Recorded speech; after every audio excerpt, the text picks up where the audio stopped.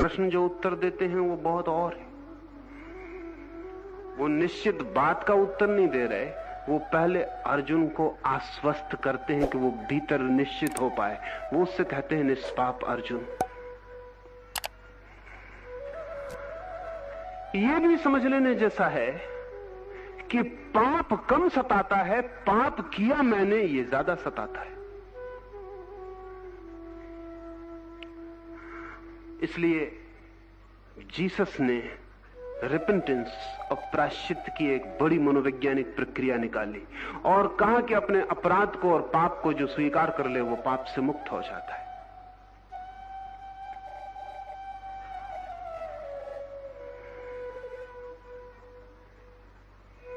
सिर्फ स्वीकार करने से।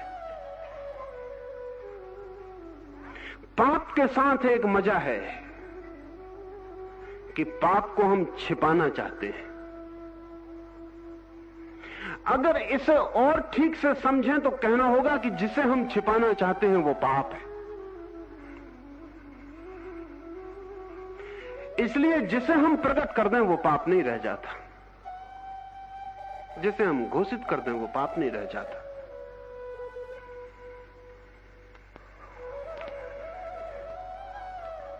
सैयद दी और वो ये कि अपने पाप को स्वीकार कर लो और तुम पाप से मुक्त हो जाओगे।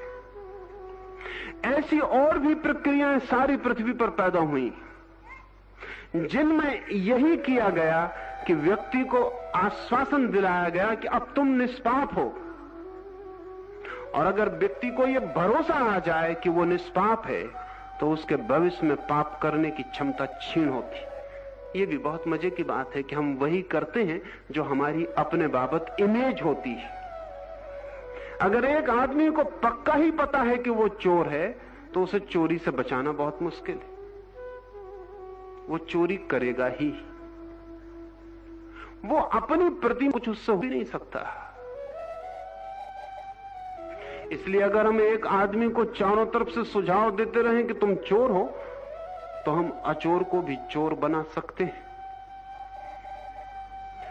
इससे उल्टा भी संभव है, घटित होता है। अगर हम चोर को भी सुझाव दें चारों तरफ से कि तुम चोर नहीं हो तो हम उसे चोर होने में कठिनाई पैदा करते हैं। अगर 10 भले आदमी एक बुरे आदमी को भला मान लें तो उस बुरे आदमी को भले होने की सुविधा और मार्ग मिल जाता है। इसलिए सारी दुनिया में धर्मों ने बहुत कृत होते हैं, लेकिन इससे उनका मौलिक सत्य नष्ट नहीं होता। हम इस देश में कहते थे गंगा में स्नान कराओ पाप धुल जाएंगे। गंगा में कोई पाप नहीं धुल सकते। गंगा के पानी में पाप धोने का कोई कीमिया, कोई केमिस्ट्री नहीं है। लेकिन एक साइकोलॉजिकल सत्य है कि अगर कोई आदमी पूरे भरोसे और निष्ठा से गंगा में नहा के अनुभव करे कि मैं निष्पाप हुआ तो लौट के पाप करना मुश्किल हो जाएगा। डिसकंटिन्यूटी हो गई। वो जो कल तक पापी था गंगा में नहा के बाहर निकला, वो दूसरा आदमी, आइडेंटिटी टूटी। संभावना है कि उसको निष्पाप होने का ये जो क्षण भर को भी बोध हुआ है, लेकिन अगर पूरे मुल्क के कलेक्टिव माइंड में, अगर पूरे मुल्क के अचेतन मन में यह भाव हो कि गंगा में नहाने से पाप धुलता है तो गंगा में नहाने वाला निष्पाप होने के भाव को उपलब्ध होता है और निष्पाप होने का भाव निश्चय में ले जाता है, पापी होने का भाव अनिश्चय में ले जाता है। इसलिए अर्जुन तो पूछता है कि कृष्ण कुछ ऐसी बात कहो जो निश्चित हो और जिससे मेरा डमाडोलपन मिट जाए। लेकिन कृष्ण कहां से शुरू करते हैं वो देखने लायक। कृष्ण कहते हैं, हे निष्पाप अर्जुन। कृष्ण जैसे व्यक्ति के मुंह से जब अर्जुन ने सुना होगा हे निष्पाप अर्जुन, पड़ी होगी। जब उसने कृष्ण की आंखों में झांका होगा और देखा होगा कि कृष्ण कहते हे निष्पाप अर्जुन। और कृष्ण जैसे व्यक्ति जब किसी को ऐसी बात कहते हैं तो सिर्फ शब्द से नहीं कहते, ख्याल रखें, उनका सब कुछ कहता है। उनका रोआ रोआ, उनकी आंख, उनकी श्वास, उनका होना, उनका सब कुछ कहता है निष्पाप अर्जुन। जब कृष्ण की उस गंगा में अर्जुन को निष्पाप होने का क्षण भर को बोध हुआ होगा, तो जो निश्चय कृष्ण के कोई वचन नहीं दे सकते, वो अर्जुन को निष्पाप होने से मिला होगा। इसलिए कृष्ण पहले उसे मनोवैज्ञानिक रूप से उसके भीतर के आंदोलन से मुक्त करते, कहते हैं हे निष्पाप। वो चुके हैं, वो दूसरे अध्याय में कह चुके हैं, लेकिन तब तक अर्जुन को निष्पाप उन्होंने नहीं कहा था। अर्जुन डमाडोल था। अब वो फिर कहते हैं कि दो तरह की निष्ठाएं हैं अर्जुन, सांख्य की और योग की, कर्म की और ज्ञान की। एकदम तत्काल कृष्ण ने 3 बार नहीं कहा कि हे निष्पाप अर्जुन, हे निष्पाप अर्जुन, हे निष्पाप अर्जुन। नियम यही था, नियम यही था। अदालत में शपथ लेते हैं तो 3 बार। इमाइल कुए है फ्रांस में, अगर वो सुझाव देता है तो 3 बार पूछे, वो कहेगा जितने बार सुझाव दो उतना गहरा परिणाम होगा। कृष्ण को ज्यादा जानते। कृष्ण कहते 1 बार और छोड़ देते हैं, क्योंकि दोबारा कहने का मतलब है पहली बार कही गई बात झूठ थी क्या। जब अदालत में एक आदमी कहता है कि मैं परमात्मा को कसम खा के कहता हूं कि सच बोलूंगा, और फिर दोबारा कहता है कि मैं परमात्मा को कसम खा के कहता हूं सच बोलूंगा, तो पहली बात का क्या हुआ। और जिसकी पहली बात झूठ थी उसकी दूसरी बात का कोई भरोसा है। वो 3 बार भी कहेगा तो क्या होगा। कृष्ण कुएं से ज्यादा जानते हैं। कृष्ण 1 बार कहते हैं इनोसेंटली, जैसे कि जान के कहा ही नहीं, है निष्पाप अर्जुन, बात विचारने का भी मौका नहीं देते।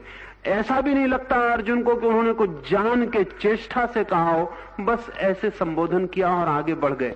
असल में उसका निष्पाप होना कृष्ण ऐसा मान रहे हैं जैसे कोई बात ही नहीं, जैसे उन्होंने कहा हो हे अर्जुन, बस ऐसे ही चुपचाप आगे बढ़ गए। जितना साइलेंट सजेशन उतना गहरा जाता है, जितना चुप, जितना इनडायरेक्ट, जितना परोक्ष, चुपचाप भीतर सरक जाता है। जितना तीव्रता से, जितना चेष्टा से, जितना आग्रह पूर्वक, उतना ही व्यर्थ हो जाता है। कुएं जब अपने मरीज को कहता है कि तुम बीमार नहीं हो, और जब दोबारा कहता है कि तुम बीमार नहीं हो, और जब तिबारा कहता है कि तुम बीमार नहीं हो, तो कृष्ण उस पर हंसेंगे।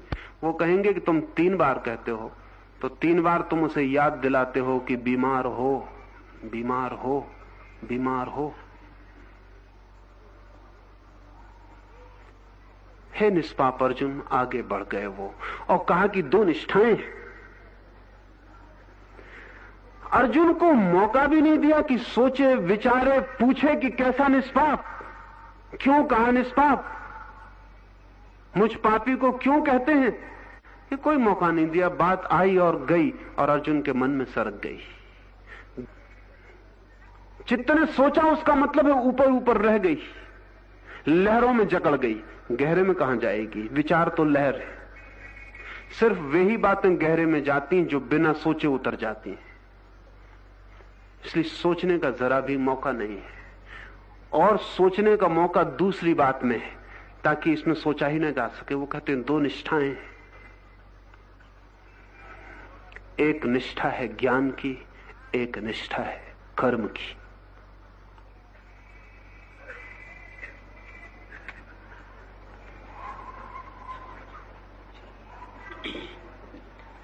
न कर्मणामनारम्भात् न श्नुते न च सन्न्यसनादेव सिद्धिं समधिगच्छति। मनुष्य न तो कर्मों के न करने से निष्कर्मता को प्राप्त होता है, और न कर्मों